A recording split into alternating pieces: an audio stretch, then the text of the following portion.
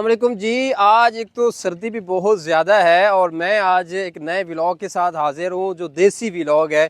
मैं बड़ा एक देसी से एनवायरनमेंट के अंदर आया हूँ, देहात के अंदर, फुल जो देहात है वहाँ पे आज का व्लॉग बनाने के लिए आया हूँ। यहाँ पे काम आया हूँ, लेकिन चलो मैंने कहा आपसे गपशप कर लेता हूँ। ये जानवर भी आप देख रहे हैं, ये गाड़ी भी मेरी खड़ी है और यहाँ पे साथ ये बुज़ुर्ग भी खड़े हैं और साथ ही भी बड़ा सिंपल सा माहौल है। ये ज़िंदगी कैसी गुजारते हैं ये मैं आपको दिखाता हूँ भाई। यहाँ की शहर की ज़िंदगी और देहात की ज़िंदगी में फ़र्क क्या है। इनसे ये पूछें कि क्या इनके अंदर कोई बीमारियाँ हैं इस देहात के अंदर है, तो क्या इनको पता है कि टच मोबाइल के अंदर क्या कैसी कैसी वीडियोस आजकल के दौर के अंदर चल रही होती हैं। क्या इनको पता है बेहयाई और उरियानी किस हद तक सोशल मीडिया पे फैल चुकी है। क्या इनको पता है लाइव बैठकर जो है वो क्या क्या रंग किए जा रहे हैं। क्या इनको पता है कि सियासतदान हमारे साथ क्या रंग कर रहे हैं। और क्या इनके बच्चे उस तरीके से बीमार होते हैं जिस तरीके से शहर के लोग बीमार होते हैं। क्या इनमें शुगर, हेपेटाइटिस, क्या इनमें कैंसर के पेशेंट यहाँ पे मौजूद हैं। इनकी खुराक क्या है, इनकी ज़िंदगी क्या है, ये इनसे पूछ लेते हैं। इनका आपको बड़ा मज़ा आएगा, ये आप सुनेंगे तो। सलाम दुआ के बाद इस बाबा जी से मैंने इनकी उम्र पूछी तो उन्होंने मुझे बताया कि मेरी 80 साल उम्र है। तो मैं ये सुनकर हैरान हुआ हूँ, क्योंकि मैं इनको बड़ा काम करता देखता हूँ, बड़ा एक्टिव काम कर रहे होते हैं, बड़ी मेहनत से कर रहे होते हैं, यूँ महसूस भी नहीं होता है इनकी उम्र इतनी ज़्यादा है। तो जब मैंने इनकी डेली रूटीन का पूछा तो इन्होंने मुझे अपनी ठोस रह की ज़बान में बताया कि बजरा असा सवेरे अजाना तो पहले उठी पौंदे हैं, नमाज़ पढ़ते हैं, नमाज़ पढ़ने तो बाद तिलावत वगैरह करने तो बाद नाश्ता करेंगे, वत उस तो बाद माल दी करेंगे, वत उस तो बाद घाह पट्ठे को लगे वेंदे हैं, घाह काप के रहने रुपार थी वेंदे ने, चाह पींदे बाद उस तो थोड़ी देर बाद अजाना का टाइम थी वेंदे, नमाज़ पढ़ के असा खाना पीना खाते पींदे हैं। बाद उस तो बाद यह रूटीन रही है सारी दिहाड़। असा सवेरे जो रात ना तकरीबन 8 to 9 बजे सुम पौंदे हैं ईशा की नमाज तो बाद। तो मुझे इनकी रूटीन बड़ी अच्छी लगी। उसके बाद मैंने उनसे इनके बारे में पूछा कि आप कभी कोई बीमार भी हुए हैं। तो उन्होंने बताया कि मुझे कोई ख़तरनाक बीमारी नहीं है, बुखार वगैरह हो जाता है। और इसके अलावा उनके बच्चों का पूछा तो वो भी कह रहे थे कि हमारे बच्चे भी बस बुखार होता है, बाकी उनको कोई ख़तरनाक बीमारी नहीं होती। तो इस तरह के जो है लोग हैं, बड़ी मज़े की ज़िंदगी गुजार रहे हैं। खुराक का जब मैंने उनसे पूछा तो वो बता रहे थे कि मक्खन खाते हैं, देसी खाते हैं, इस वजह से हम काम भी करते रहते हैं और मेहनत भी करते रहते हैं। मैंने पूछा कि कोई आपको परेशानियाँ हैं, तो उसने कहा कोई परेशानी नहीं है, बस दुनिया महंगाई जहाँ पहुँचती चली जाए, बस थोड़ी बहुत परेशानी आती है, लेकिन ये नहीं है कि कभी ज़हनी डिप्रेशन हुई हो, ज़हनी परेशानी हो। बस अल्लाह का निज़ाम है, चलता जा रहा है, अल्लाह रोज़ी दे रहा है और हम चल रहे हैं। तो फिर जो है मैं आगे चला गया। बड़ा पुरसुकून माहौल, बड़ा पुरसुकून माहौल देहात के एरिया में। सलाम हो गया, वालेकुम सलाम। इधर देखो सलाम हो गया।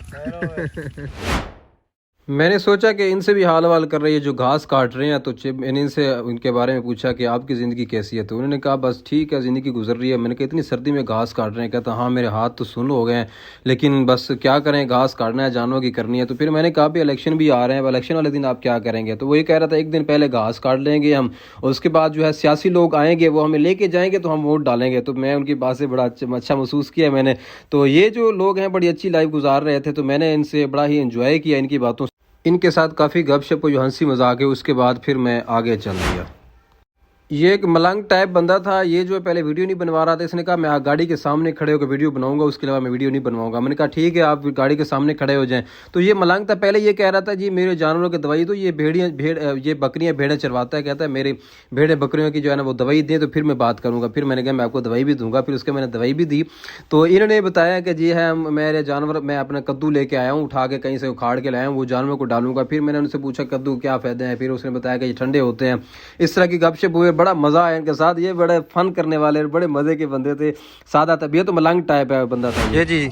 चाय बन के स्पेशल आ गई है मेरे लिए, और चाय के साथ खालिस अंडा, खालिस देसी अंडा। देसी अंडा, सर्दी में चाय, देसी अंडा और देसी लोग। मज़ा ना आए तो पैसे वापस। अच्छा, मैं यहाँ जिस जगह पे मौजूद हूँ ये है डंगी खूह, इसको बोलते हैं डंगी खूह। ये मुस्लिम कोड, बकर में मुस्लिम कोड के नज़दीक है। नाम भी मुख्तलिफ और इनका रहन सहन भी मुख्तलिफ है। सब देहाती लोगों से गपशप करने के बाद मैं फिर डंगी खूह की गलियों से होता हुआ वापस की तरफ रवां दवां था, और मैंने देखा कि यहाँ पे बड़ा सादा सा माहौल है, बड़ा मुझे मज़ा आ रहा है। तो उनकी ये खूबसूरत सी मस्जिद मैंने देखी कि इतने देहाती एरिया के अंदर इतनी प्यारी मस्जिद उन्होंने बनाई हुई है। ये सादा लोग कितने अच्छे लोग होते हैं, दिल के कितने मुखलिस होते हैं।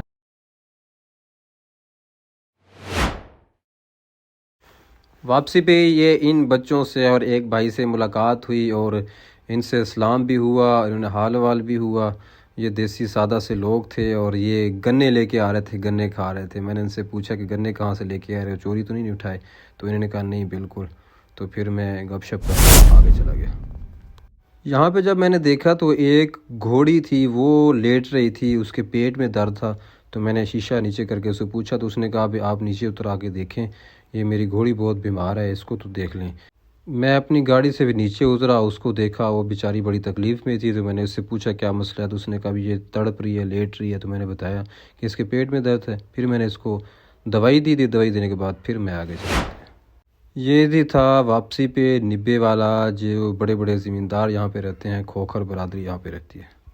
अब ये बड़ी खूबसूरत सी एक मस्जिद भी बनवा रहे हैं, तो अल्लाह इनको जज़ाए खैर दे। फिर जो है मैंने देखा इस तरफ, ये मेरा दोस्त है वकास खोखर उर्फ विक्की खोखर, उसका ये घर बन रहा था। तो मैं उसको भी सलाम करता हूँ, उसके घर को भी। और ये अंडर कंस्ट्रक्शन है। सलाम हो गया विक्की भाई। एक बुज़ुर्ग यहाँ पे पैदल जा रहे थे, तो मैंने उनको हारन दिया, उनको लिफ्ट कराई, उनको मेरे साथ बैठे। फिर बाबा जी से एक दूसरे से हमारा तारुफ हुआ और फिर हम आगे चलते रहे, गपशप होती रही।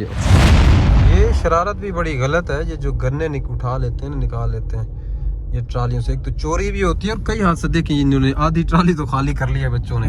ये भी आगे ट्राली जा रही है, इसका उन्होंने क्या हशर कर दिया है।